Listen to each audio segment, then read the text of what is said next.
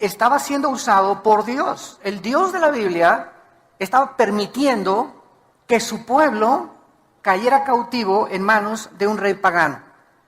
Así como nosotros en el siglo XXI, cuando nosotros nos rebelamos a Dios, cuando rechazamos sus leyes, caemos en la cautividad otra vez del pecado, de la idolatría, de la ignorancia, de los amigos que corrompen nuestro carácter, las malas amistades, etcétera, etcétera. Y es lo mismo y se repite exactamente en la forma que se llevó a cabo en el Antiguo Testamento. Nabucodonosor deporta a casi más de la mitad de las personas, más de 100,000 personas se las llevó cautivas, deportadas a Babilonia.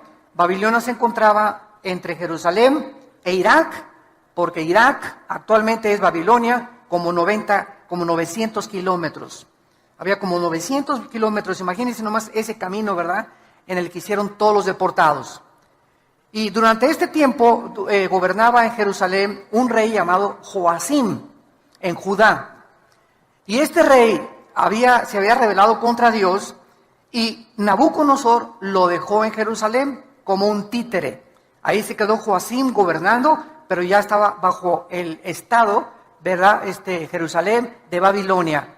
Los judíos pierden totalmente desde este momento, escúchenme muy bien, desde la invasión de Nabucodonosor a Babilonia, a Jerusalén, en el año 606-605 a.C., hasta 1948, los judíos no volvieron casi 2000 años a poder tener ni religión, ni sacrificios, y no pueden hacer absolutamente nada.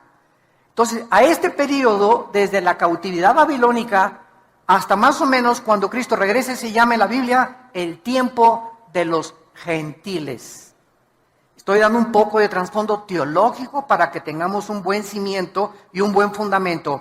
Cuando tú veas en Lucas 21, hasta el tiempo de los gentiles, es el tiempo, los gentiles somos los que no somos judíos étnicamente.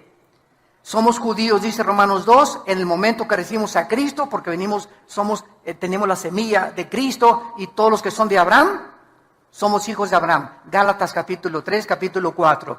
Entonces no somos judíos de nacimiento, somos judíos simplemente porque la palabra judío viene de Judá, que significa alabanza. Somos los que realmente comenzamos a alabar a Dios en espíritu y en verdad. Entonces, en 1948, los judíos regresan a Israel, por primera vez cuando se les permite a través de la Liga de las Naciones regresar, y desde entonces Israel se convierte en un estado independiente, libre y soberano ante todas las naciones. Pero en el 48 regresaron como nación, pero no han podido desde el 48 hasta nuestros días regresar a sus sacrificios. Porque lo que era el templo judío quedó sepultado por el rey Herodes, cuando ahí se construyó lo que Herodes reconstruyó, ahí quedó, y vinieron los musulmanes en el año 606 después de Cristo y construyeron arriba del templo que era de los judíos, que consideraban el lugar santísimo, construyeron la mezquita de Omar, o la gran cúpula de la roca. Cuando tú vas a Jerusalén, es una cúpula dorada grandísima, que los musulmanes también la reclaman como propiedad de ellos y como lugar santo. Entonces los judíos dicen que ahí está, debajo del cimiento de la cúpula de la roca, el templo de Jerusalén. Solamente que se imaginan ustedes, si los judíos quieren recuperar ese lugar, vendría una tercera guerra mundial. Entonces, en 1967, la guerra de los 6 días, el general Moshe Dayan ocupó otra vez Jerusalén y recuperaron Jerusalén.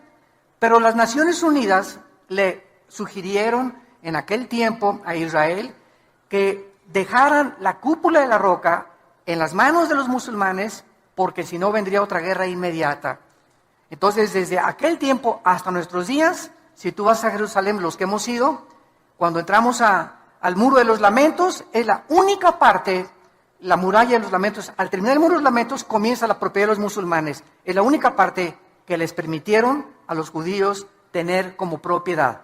Por eso todos los judíos llegan al Muro de los Lamentos y comienzan a hacer así, y a meter papelitos y a orar y orar. ¿Qué cosas están haciendo? Llorando: Señor, regrésanos el lugar que nos pertenece. Desde el 48, ¿verdad?, están tratando de hacer esto. Entonces, esta es la razón por la cual se llama el tiempo de los gentiles, porque los gentiles o los gobiernos no judíos se tomaron control de los israelitas.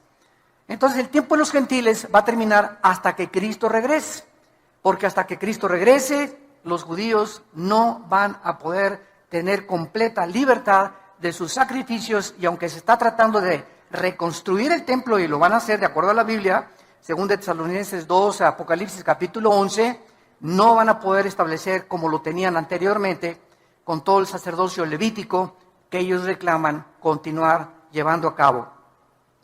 Muy bien, Daniel fue contemporáneo de Jeremías y de Ezequiel. En los tiempos de Daniel estaban estos profetas también, y hubo, como dije anteriormente, 2 deportaciones más. Daniel estuvo exiliado en Babilonia 60 años. 60 años se aventó Daniel en Babilonia. Después vinieron los medos persas, la película de los 300, no sé cuántos de ustedes la vieron, donde los persas, ¿verdad?, quieren invadir Grecia, y entonces se forma un grupo de 300 macedonios entrenados para detener en la batalla de las Termópilas, se llamó, a más de miles y miles los sobrepasaron los persas, hasta que finalmente los persas conquistaron totalmente, ¿verdad? Entonces los persas conquistan a los babilonios, después los griegos conquistan a los persas, y después los romanos conquistan a los griegos.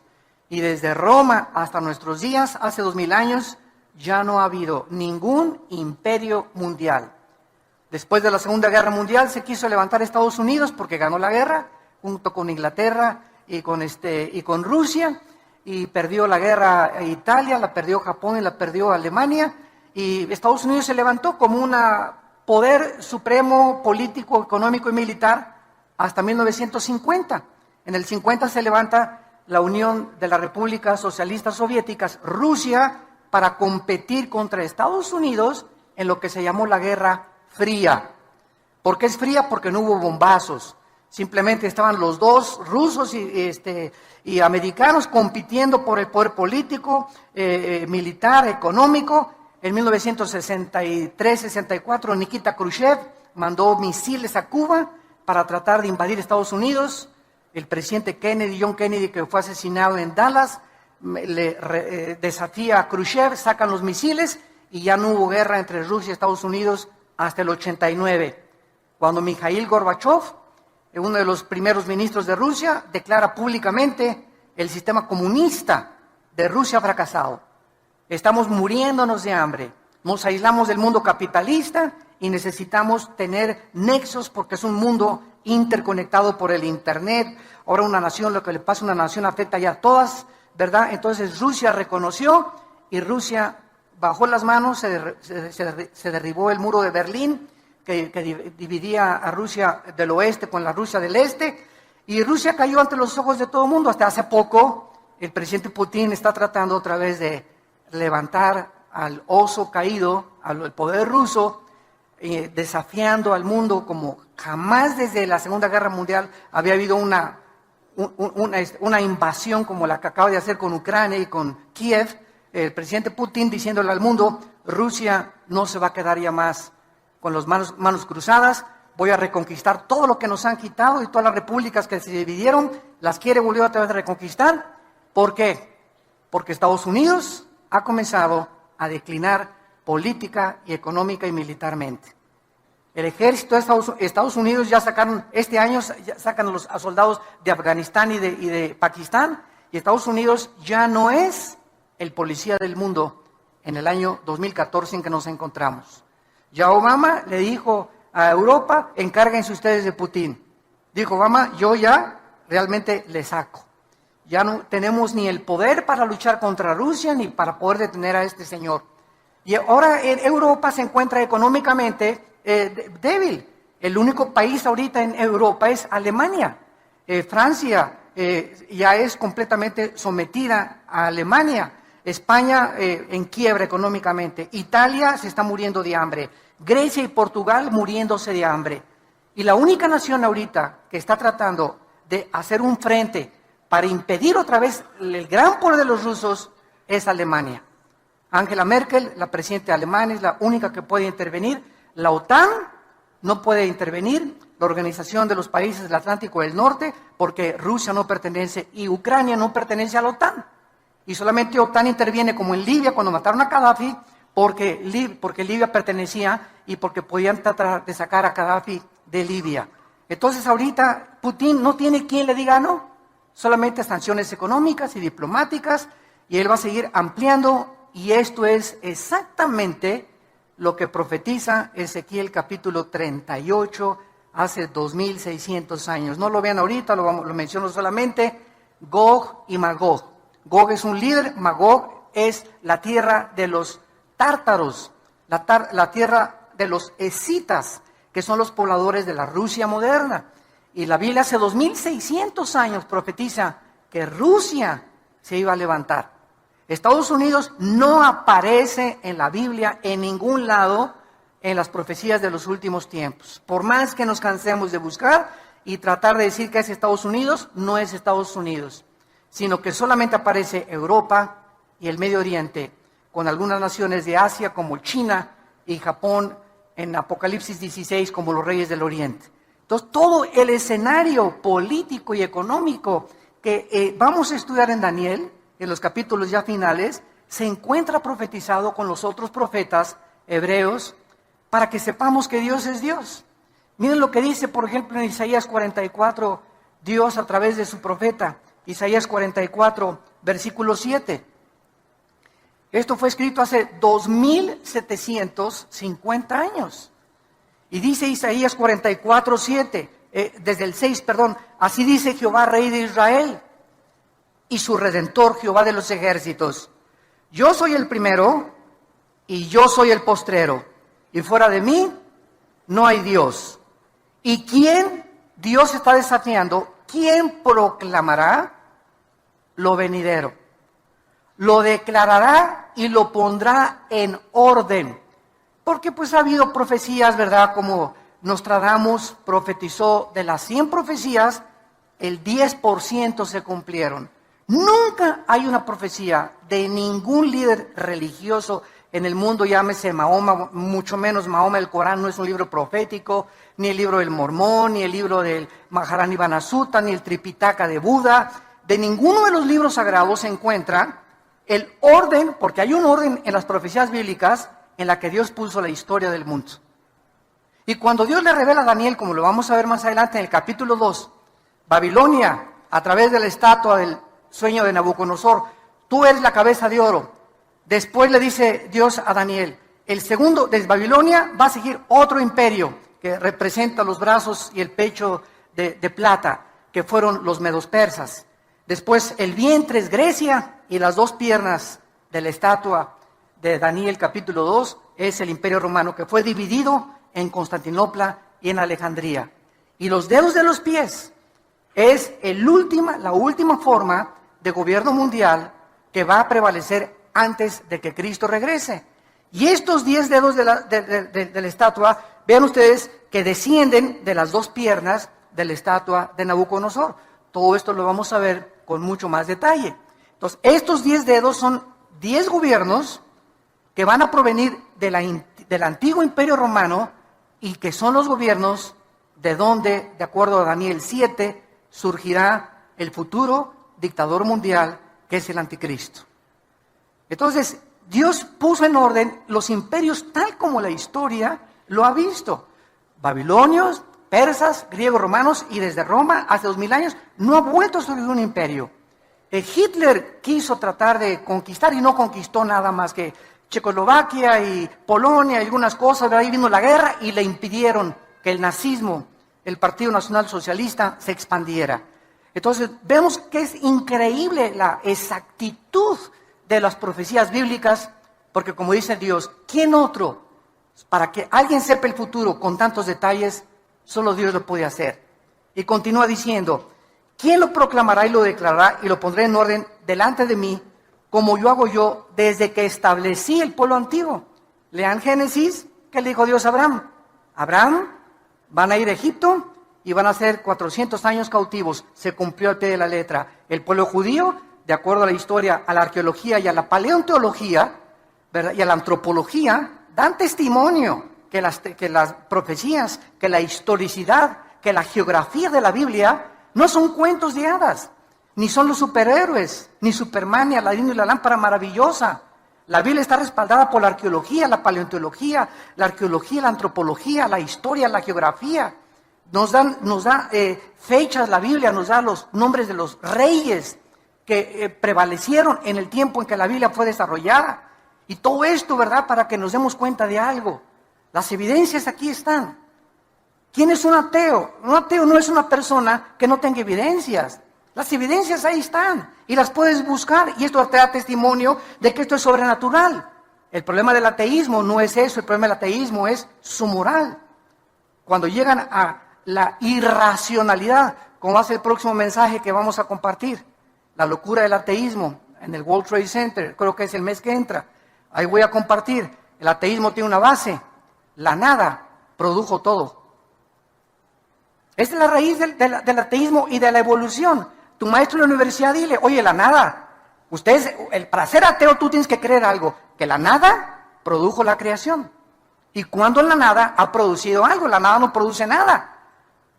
El mismo Carlos Darwin, Carlos Sagan, que eran ateos, estuvieron de acuerdo. Stephen Hawking, que es el más grande físico matemático actualmente en Inglaterra, reconoce, aunque no reconocen a Dios, que todo tuvo un principio. Entonces, si dicen que fue una explosión en el universo, bueno, ¿quién produjo la explosión? ¿Batman? ¿O Robin, su compañero? ¿O el hombre araña? ¿Quién produjo la explosión? Ahora la materia, ok, si fue una explosión de rocas, fueron puras rocas. ¿De dónde salió el pensamiento? Virgen del Socorro. La conciencia. ¿De dónde? ¿Quién formó el código genético hereditario de cada persona? ¿Quién formó a un chango para que trajera una changa? ¿A un jirafo para que tenga una jirafa? ¿A un hipopótamo para que tenga una hipopótama? ¿A un rinoceronte para que tenga una rinoceronta? Cada cosa con su hombre y hembra, hombre y hembra, hombre y hembra. Digo, esto es absurdo completamente, creer que por accidente, a través de millones de años, surgió la creación. El necio dice en su corazón: no hay Dios, dice el Salmo 14. Entonces, Dios nos muestra, ¿verdad?, que Él lo ha hecho desde el principio para que el que tenga sed, que venga y que beba del agua. Si tú estás cansado de tu ateísmo, de tu vida de amargura, de desorientación, de confusión, de crítica, el odio que traes en tu corazón que el mundo nos ha producido, de tantas desilusiones, traiciones, tanta hipocresía que nos rodea, vengan a Cristo. Ven a Jesús y ve en esa cruz lo que Dios dice en la Biblia, que Él te ama, que Él dio su vida por nosotros y que solo Él puede sanarnos las heridas que el mundo nos ha hecho, nuestra familia, nuestros amigos cercanos, y que nos va a seguir haciendo. Estamos en un mundo de sufrimiento, donde Dios ha dado la libertad a los seres humanos para que podamos hacer el daño que nos hemos hecho. Si Dios restringiera la libertad e impidiera que esa bala matara a ese niño, y que ese camión que se echó en reversa atropellara a esa niña, y que el tsunami no matara tantas cosas, si Dios interviniera para detener el mal, entonces ya no habría libertad ni libre albedrío. Entonces no es Dios, ¿verdad?, el de las tormentas, estas cosas. Somos nosotros lo que nos hemos hecho los unos a los otros. Para darnos cuenta que el diagnóstico que la Biblia tiene acerca de la raza humana es el diagnóstico que la experiencia, la psicología y las terapias de todas las formas que hemos tratado de arreglar esto, es la verdad. El ser humano es un ser humano caído, pecador, sin esperanza, sin luz, más que la que Cristo le pueda proporcionar.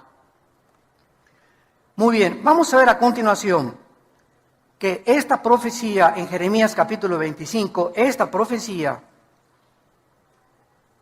fue anunciada por Jeremías de que los babilonios iban a entrar a Jerusalén y por la rebelión del pueblo de Dios iban a ser cautivos. Dice Jeremías 25, versículo 8, por tanto así dicho Jehová de los ejércitos, por cuanto no habéis oído mis palabras. Siempre el juicio y la disciplina viene por eso, cuando no queremos hacer caso a la palabra de Dios. Todo el sufrimiento que tú tienes en tu vida, la pobreza que estás experimentando, la rebelión que estás experimentando, la falta de poder avanzar en la vida, tiene una raíz espiritual. Y es siempre estás en rebelión contra las leyes de Dios. Dice la Biblia, ¿quién se puede endurecer contra Dios y que le vaya bien? A nadie. He aquí enviaré y tomaré a todas las tribus del norte, versículo 9, dice Jehová, y a Nabucodonosor, ahí está, rey de Babilonia, mi siervo, y los traeré contra esta tierra y contra sus moradores y contra todas estas naciones en derredor, y los destruiré y los pondré por escarnio y por burla y en desolación perpetua. Y haré que desaparezca de entre ellos la voz de gozo, la voz de alegría, la voz de desposado, la voz de desposada, ruido de molino y luz de lámpara. Toda esta tierra será puesta en ruinas y en espanto, y servirán estas naciones hasta determina la cantidad de años. Las servirán a Babilonia 70 años. Cuando Daniel tenía ya como unos 70, me imagino unos 75, 80 años de edad, Daniel, después de Babilonia, sirvió al imperio persa, Daniel, siempre como oficial, con un rango muy elevado, porque le reconocieron siempre que era más inteligente que los brujos y los astrólogos y que los magos y que los caldeos. Daniel, como a los 75, 80 años de edad, descubre esta profecía de Jeremías, que a los 70 años Dios los iba a libertar. Se iba a acabar el exilio de los babilonios, porque estuvieron como 60, 70 años deportados, completamente lejos de su país, sin tierra, sin templo, sin ninguna propiedad, completamente aislados del mundo. Y entonces Daniel dice, estamos cerquita de los 70 años, y cuando llegamos al capítulo 9 y 10 de Daniel, ¿qué hace Daniel? Cuando descubre que el tiempo está cerca para que ellos regresen a Jerusalén, Daniel se pone a orar y a ayunar durante 3 semanas.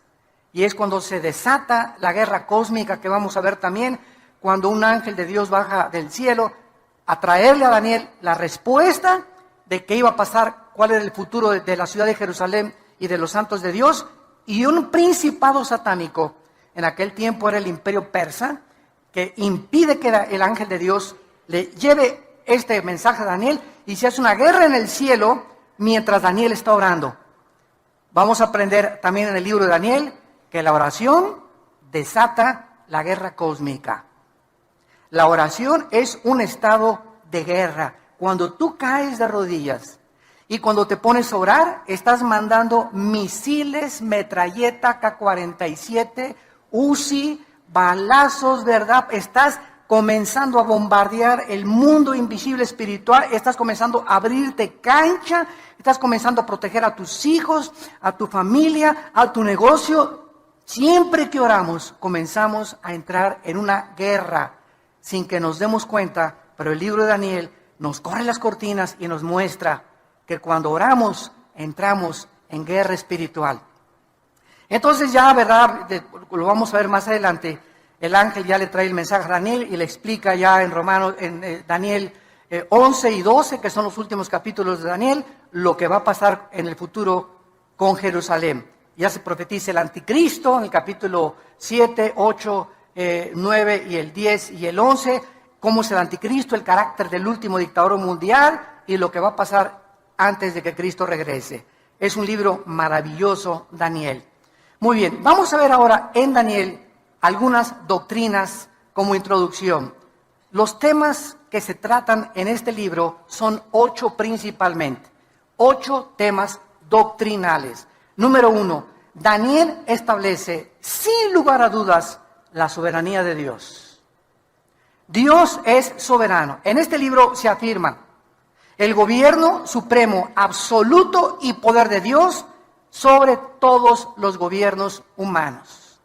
Dios pone y Dios quita reyes. Dios avergüenza y Dios humilla a los dictadores y Dios les da oportunidad como a José Stalin, como a Benito Mussolini, como a Hitler, como a Saddam Hussein, a muchos de ellos, otro presidente sudamericano que se acaba de morir también, les da oportunidad que lo hagan, para que nosotros nos demos cuenta de qué forma tan grande es la idolatría del ser humano hacia el ser humano. Hacemos como los césares romanos, Los césares romanos se proclamaron dioses y el pueblo los adoró como dioses. Dios mío, tú te niegas a adorar al Dios verdadero y adoras al cantante fulano de tal en la televisión. Y las muchachas hasta se desvisten y están dispuestas hasta a perder su virginidad por ese ídolo cantante. Es un Dios para ellas. Y si no tenemos a un Dios cantante, lo tenemos en el deporte, lo tenemos religiosamente, ¿verdad? Y viene el representante de una religión y lo adoran como a un Dios. Y cuando los apóstoles comienzan a ser enviados al mundo, ¿se acuerdan ustedes en el libro de los Hechos? Y la gente se acercaba con Pablo y con Pedro y se hincaban y les querían besar la mano. ¿Qué decían los apóstoles? Párense, nosotros somos hombres igual que ustedes, adoren a Dios. Pero no lo hemos aprendido, seguimos, ¿por qué? Porque nos gusta la adoración. ¿A quién no le gusta que lo exalten, que le aplauden, que se hinquen delante de ti, que te besen la mano, ¿verdad? ¿A quién no le gusta eso? ¿A quién no le gusta sentirse atraído y reconocido donde quiera que tú vayas? Es la naturaleza pecaminosa del ser humano. Y cuando los hombres de Dios, ¿verdad?, entramos a ese mundo donde la gente, mucha gente, usted no se imagina, yo tengo gente que ha ido a Sudamérica, que se acercan conmigo y se hincan delante de mí por ignorancia, porque creen que somos, me dicen padrecito, ¿verdad? O tantas cosas que le dicen a uno, ¿verdad?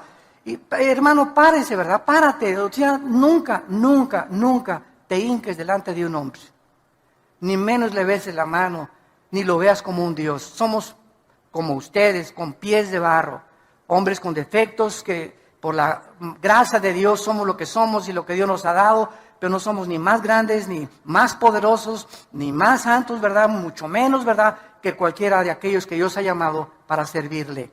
Pero es la tendencia del ser humano. Ves un artista y te le hincas y ves y llegas y mi autógrafo, ¿y para qué esta cochina firma, hombre? Se va a ahorrar con el tiempo. Pero así somos, ¿no? Nos encanta eso, porque lo traemos por la naturaleza humana. Entonces Dios nos muestra en la Biblia que Él es soberano, que Él tiene el poder sobre todo. Daniel sirvió bajo los más poderosos imperios de la historia. Sin embargo, aunque todos estos imperios surgieron, ¿se acuerdan de los jardines colgantes de Babilonia? Que se consideraron una de las 7 maravillas del mundo por el rey Nabucodonosor. Cuando Saddam Hussein, en 1985-86, mandó un premio de $5 millones para que algún ingeniero con experiencia en la agronomía y en la cuestión hidráulica pudiera reconstruir los jardines colgantes de Babilonia. Ninguno pudo con la tecnología del siglo XXI, pero se consideraron una de las 7 maravillas del mundo. Fueron imperios, las murallas de Babilonia eran impresionantes, 40, 50 metros de alto, como 10, 15 metros de ancho, y era una cosa, bueno, todavía con Saddam Hussein en la ciudad de Silá, que está cerca de Bagdad, está todavía los restos ahorita, cuando llegaron los norteamericanos con los ingleses y los franceses a sacar a Saddam Hussein, entraron y se sentaron en el palacio donde se sentó el rey Nabucodonosor. Las paredes todavía ruinas, ¿verdad?, de las cosas arqueológicas, la diosa de Ishtar que adoraban y todo el paganismo y una magnificencia impresionante. Sin embargo, el Dios de la Biblia no cambia. El hombre surge y el hombre cae. Los presidentes surgen y mueren. Los sabios surgen y mueren. Las naciones surgen y se derrumban, pero Dios no cambia. Él es el mismo ayer, hoy y por los siglos. Cuando nosotros lo servimos, sabemos que servimos al Dios de la Biblia.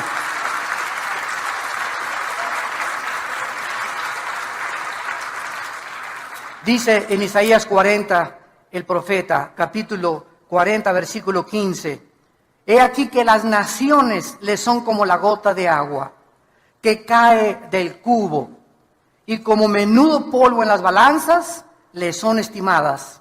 He aquí que hace desaparecer las islas como polvo. Versículo 17.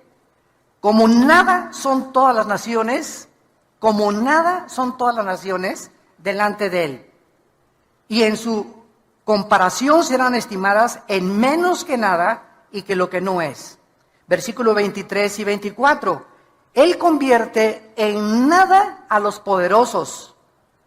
Dice la Biblia, y a los que gobiernan la tierra hace como cosa vana, como si nunca hubieran sido plantados, como si nunca hubieran sido sembrados, como si nunca su tronco hubiera tenido raíz en la tierra, tan pronto como soplan ellos, se secan y el torbellino los lleva como hojarasca.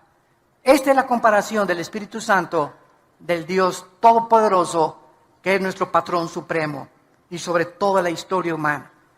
Y aquí estamos los hombres, ¿verdad? Teniendo miedo del hombre, sirviendo al hombre, adorando al hombre, inclinándonos delante de personas como tú y como yo, que no nos dieron ni siquiera la vida por la ignorancia del corazón humano. Y cuando venimos a la verdad, se nos caen las vendas y nos damos cuenta, ¿verdad? La idolatría que hay en el corazón del hombre. ¿Y por qué viene esta idolatría? Psicológicamente, porque necesitamos a alguien a quien adorar. Y si no sabemos quién, agarramos un tronco y le damos la forma de un hombre y lo cortamos y lo ponemos y nos hincamos ante el tronco y la forma que nosotros le dimos.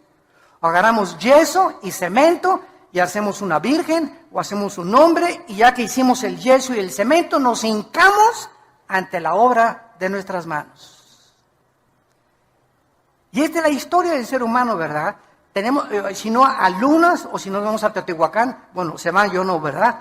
Van a Teotihuacán y el Dios Sol, ¿verdad? Energía. Y hay todos de blanco recibiendo la energía de Dios, o adoramos la astrología. Dice que si eres Géminis no te lleves con Capricornio, y si eres esto no te ves con aquello, porque los astros, mi horóscopo dice que hoy no compre, hoy no compro. Porque son los que me dirigen la vida y los que dirigen el destino y la conducta humana. Y verdad, los astros solamente dirigen, como la luna, las mareas de los océanos, por la fuerza de gravitación. Pero no tiene nada que ver, ¿verdad? La luna no tiene corazón, no tiene espíritu. Un ídolo no tiene espíritu, no camina, no se mueve, no habla. Son personas, ¿verdad? Imaginarias que nosotros hemos creado en nuestro corazón. Porque Dios puso, Eclesiastés 3:11, la eternidad en el corazón. Traemos la eternidad. Entonces fuimos creados para adorar a alguien. Cuando Pablo llegó en Hechos 17 a Grecia, ahí estaban los discípulos de los estoicos y los epicúreos, de un filósofo llamado Zenón. Y Pablo les dice a los griegos, cuando entré al areópago vi una grande estatua que decía, al Dios desconocido, al que ustedes adoran sin conocerle, les vengo a anunciar. Los griegos fue una civilización en el tiempo de la filosofía de oro, 150, 200 años antes de Cristo, que buscaban la verdad. ¿Qué es la verdad detrás de todas las cosas? ¿Qué es el sentido común? ¿Qué es la razón? ¿Cuándo somos racionales y cuándo somos irracionales, los que nos llamamos racionales? Entonces, ellos no conocían a Dios, creían en Dios.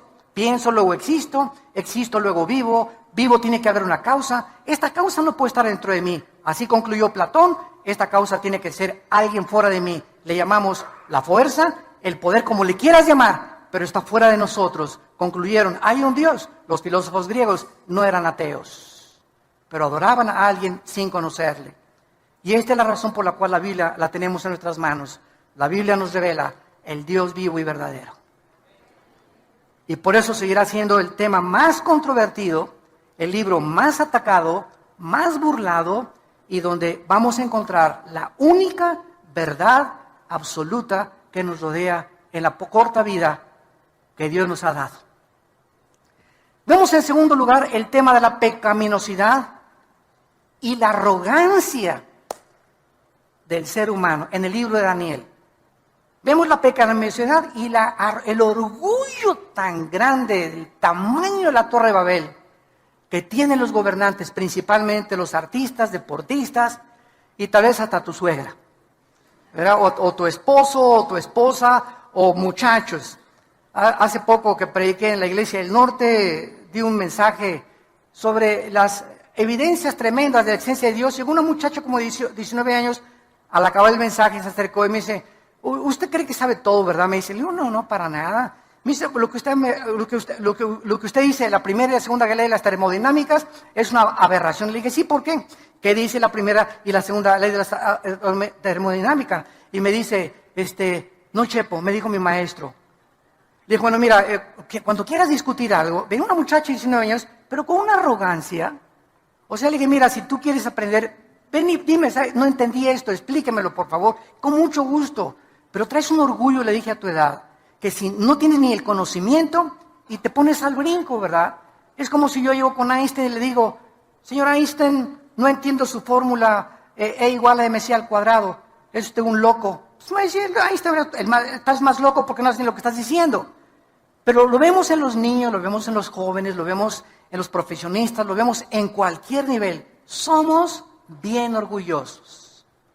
Los hombres, que mi esposa no me diga nada porque, acuérdate que soy Juan Camaney.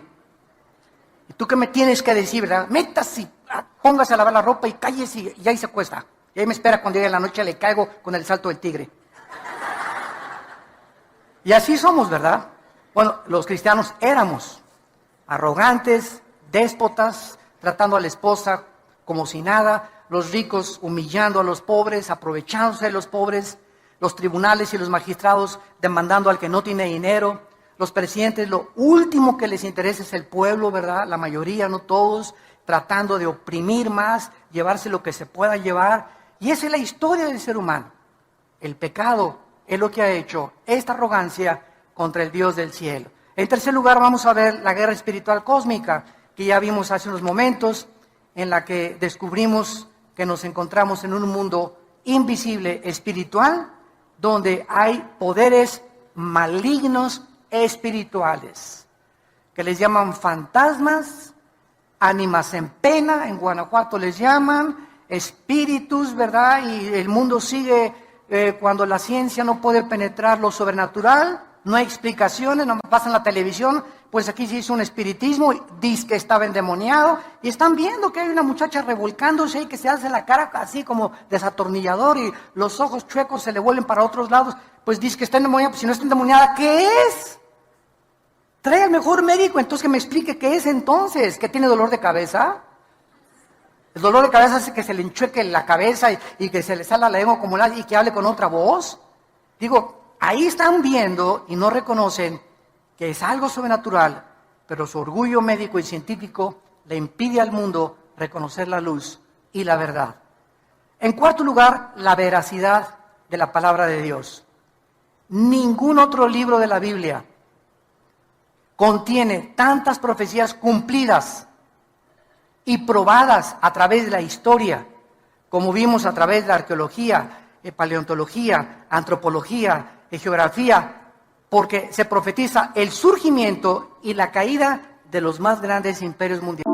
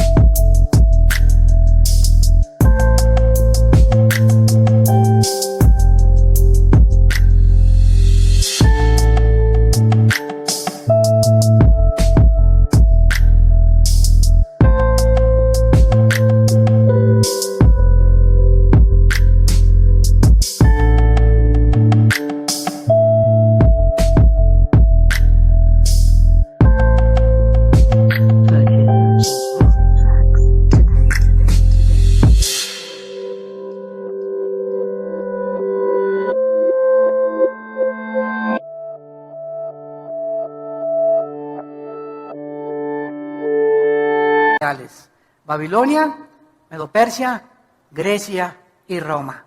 Aquí lo encontramos en el libro de Daniel. En quinto lugar, vamos a encontrar el tema doctrinal del surgimiento del anticristo. El libro de Daniel es el único libro de toda la Biblia que nos enseña de dónde surgirá el anticristo. Entonces, no especules que es Juan Carlos de España, o que el Papa es el anticristo, eso no puede ser, o que es el príncipe Juan Carlos, o que es fulano de tal, o que era Gorbachov, que porque tenía aquí el 666 pintado en una tatuaje o una mancha que tenía, y porque su nombre coordina y traducido al hebreo es el 666, son puras especulaciones. No vamos a saber quién es el anticristo hasta que se formen 10 naciones. 5 de Europa y 5 del Medio Oriente. Oigamos que hay un tratado entre el Medio Oriente y Europa. Qué interesante que Estados Unidos ya se salió de la ecuación, tal como la Biblia lo profetizó.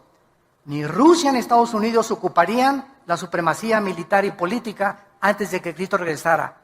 El poder recaería antes de que Cristo regrese, no en una nación, en 10 naciones, simbolizada por los dedos de los pies de la estatua de Nabucodonosor. Y de esas 10 naciones, ya que se une el Medio Oriente con Europa, para tratar de frenar la invasión que se profetiza en Ezequiel 38 de Rusia contra Israel, entonces ya que se forman estas 10 naciones, que van a surgir 5 de Europa y 5 del Medio Oriente, entonces de entre esas 10 naciones, Daniel 7, va a surgir, le llaman un cuerno pequeño, que es el anticristo. El anticristo va a derribar a 3 de estas naciones. Van a quedar 7 naciones. Y Apocalipsis 17 dice que el anticristo será el 8º. Entonces, hasta que no veamos eso, no podemos especular ni decir que el anticristo es este o que es aquello. Todavía no llegamos a ese próximo paso, pero el escenario, los jugadores, como decía Dwight Pentecost, un gran teólogo escatólogo, cuando ves que los jugadores, el América y las Chivas, entran al Estadio Azteca, el partido está para comenzar. Cuando veamos los protagonistas, ya está Rusia, ya está Estados Unidos cayendo, Europa está comenzando a surgir, ya están los protagonistas en el campo delante de nosotros, el tiempo es corto. El tiempo es más corto de lo que nosotros nos podemos imaginar. Se menciona que este hombre, el anticristo, será un hombre poseído completamente por Satanás. Aunque no es Satanás el que está dentro de él. El anticristo, dice Apocalipsis 13, el diablo, le va a dar su poder, Y lo que le ofreció a Cristo, el anticristo lo va a aceptar. Lo que Cristo rechazó del diablo, el anticristo lo va a aceptar. El poder, la gloria, la riqueza que el diablo le ofrece a artistas, a deportistas, si te inclinas y adoras a Satanás. Te lo da y te lo cumple, pero recuerda que te viene a cobrar la factura. En sexto lugar, vamos a ver la gran tribulación. Es otro tema de Daniel. Se profetizan 7 años, Daniel capítulo 9, con el título Las 70 semanas de Daniel, que vendrán sobre Israel únicamente. Y la última y más grande persecución de la historia, que Hitler va a ser como Pinocho comparado con el anticristo, para perseguir, matar, torturar a todos los judíos y a los cristianos, cuando el anticristo tome el poder después de los 3 años y medio. En séptimo lugar, se profetiza, y hay el tema de la resurrección de los muertos en Daniel también. Se profetiza que muchos muertos que actualmente creemos que ya les llevamos flores y son huesos, van a volver a vivir. Daniel 12, versículo 2. Y muchos de los que duermen en el polvo serán levantados, unos para vida eterna y otros para confusión perpetua. Y Cristo lo dijo en Mateo 5, he aquí viene la hora, cuando todos nosotros estamos aquí, tenemos algún día que entrar a la eternidad. Tienes que morir, yo tengo que morir. Pero viene la hora, dijo Jesús, que cuando todos los que estamos muertos vamos a oír. Y si en vida no oíste la voz de Cristo, no la vas a oír cuando estés muerto. Entonces, hay una resurrección de los justos y después, al acabar el milenio viene la resurrección de los malos, que se llama el juicio del gran trono blanco, Apocalipsis 11, del 12 al 15. Entonces, esta resurrección también se trata en Daniel. Y en octavo y final lugar, el triunfo final de Cristo y su reino. Una vez una persona me dijo, Dios es todopoderoso, ¿sí? Y si Dios es todopoderoso, ¿por qué no acaba con el diablo? Y le contesté, déle gracias a Dios, porque comenzaría con usted. El mundo tiene cantidad de incógnitas y las seguimos teniendo. Porque como le dije una vez a un estudiante de un seminario en Guatemala, el día que alguien tenga las respuestas a todas las incógnitas que existen, ya no necesitaríamos a Dios. ¿Por qué seríamos dioses? Entonces Dios es el único, omnisciente, que conoce todo. Nosotros, dice Corintios 13, vemos como por un velo todavía. Y lo que sabemos, dice Corintios 8, no lo sabemos como lo deberíamos de saber. Especulamos y teorizamos, hipotetizamos y pensamos esto y el otro. Los griegos, los filósofos, los ateos del siglo XX, Bertrand Russell, Carlos Darwin, pues puedo que creo, que sí, que arranca, que no arranca, ¿verdad? Y todo se queda así. Pero no hay verdades absolutas, absolutamente, en ninguna conclusión lógica, filosófica del ser humano. ¿Por qué no somos dioses?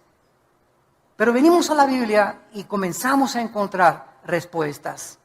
Pero hay una condición para que tú puedas conocer la verdad: querer hacer la voluntad de Dios. Dijo Cristo, si alguien quiere conocer la verdad, haga mi voluntad.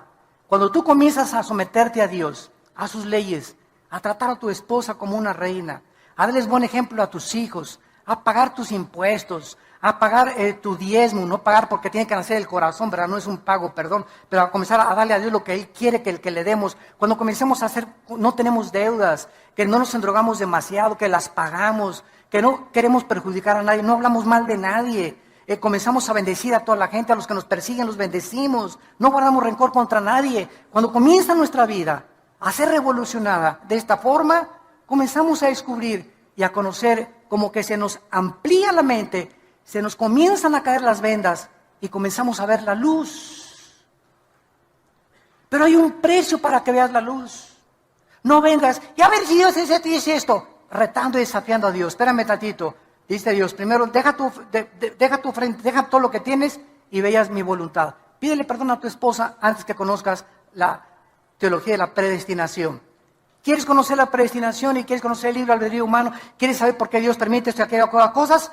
Dios no es un genio de la lámpara Aladino para satisfacer tu vacío intelectual. Dios quiere que primero estés dispuesto a seguirlo para que Él te premie y te recompense con la luz y la verdad de su santa palabra. Oremos. Padre, te damos gracias por tu palabra en esta mañana. Gracias porque tu Espíritu nos ha comenzado a abrir el entendimiento de tu palabra para que la luz pueda entrar a nuestras vidas y podamos conocer la verdad, el camino, la justicia y la santidad, que sin esta santidad no podemos entender las cosas más profundas del Espíritu de Dios. Te damos gracias porque el Espíritu es el que nos enseña estas cosas. Para eso nos lo diste. Y es un espíritu de poder, de amor y dominio propio. No es un espíritu de cobardía. En esta mañana, dile a Dios, Señor, yo reprendo de mi vida todo espíritu de angustia que traigo, echando toda mi ansiedad sobre de ti. El problema de mis hijos, el problema de mis padres, el problema de mi futuro no está en mis manos. Oh Dios, gracias porque no soy Dios, no soy diosa. Quiero solamente descansar en ti. Te entrego, Señor, mis afanes, mis ansiedades. Quiero tener paz. Te pido, Señor, que todo espíritu que hay en mí de temor se vaya, Señor. Y yo pueda saber que si te tengo temor a ti, no tengo tener temor de ni enfermedades, ni del futuro, ni económicos, porque tú eres mi pastor, nada me faltará jamás. Si diste tu vida por mí, ¿cómo no me darás todas las cosas? Si diste tu sangre en una cruz para que yo pudiera entender cuánto eternamente me has amado. Gracias, Señor, por ser mi pastor, en quien puedo llorar, en quien puedo descansar. Guíame por sendas de justicia por amor de tu nombre. Aunque ande en valle de sombras y de muerte, no tendré miedo de nada en la vida, porque tú estás conmigo y nunca me dejarás, nunca me desampararás. Aunque yo crea que me has desamparado, estás conmigo y estarás siempre hasta el final de mi vida. El bien y la misericordia me seguirán todos los días de mi vida, y en tu casa algún día, oh Dios, toda esta vida de problemas y sufrimientos no se comparará cuando en aquel día me abra los brazos y me digas: ven, bendito, bendita de mi Padre, desde antes de la fundación del mundo, al reino que había preparado para aquellos que me han seguido con todo su corazón. Y ahora muchos de ustedes que no tienen a Cristo, que han venido tal vez de visita, otra vez por curiosidad, y estoy seguro que entraste a esta conferencia confundido, vacía, desorientado, con tantos problemas y tantas angustias. Te invito a que vengas en esta mañana a una cruz. No te invito a ninguna religión. Ven a la cruz, a un hombre que se llama Jesucristo, para que Él entre a tu vida y experimentes el poder de su resurrección con estas palabras: Señor, te pido perdón por mis pecados. Creo que en la cruz pagaste por ellos con tu sangre, que a los 3 días resucitaste de entre los muertos, y te recibo como mi Señor y mi Salvador en mi vida, en el nombre de Jesús. Amén. Gracias a Dios por su palabra. Gracias a Dios.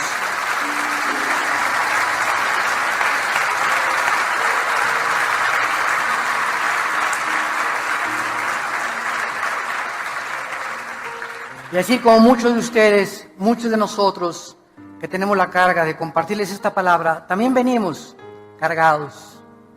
Yo también tengo muchas cargas en mi vida, cosas, ¿verdad? Que ansiedades, la familia, los hijos, el ministerio, el país, todo esto nos agobia y necesitamos venir todos los días a la cruz. De la palabra sacar esa fuerza que nadie nos puede dar, ni las pastillas tranquilizantes, ni el psiquiatra, ni mi comadre, ni la doctora Corazón, ni Walter Mercado, ni nadie. Solo Dios en su palabra me puede seguir sosteniendo para que lleguemos con gozo al final de nuestra carrera. Nos ponemos de pie para recibir la bendición pastoral.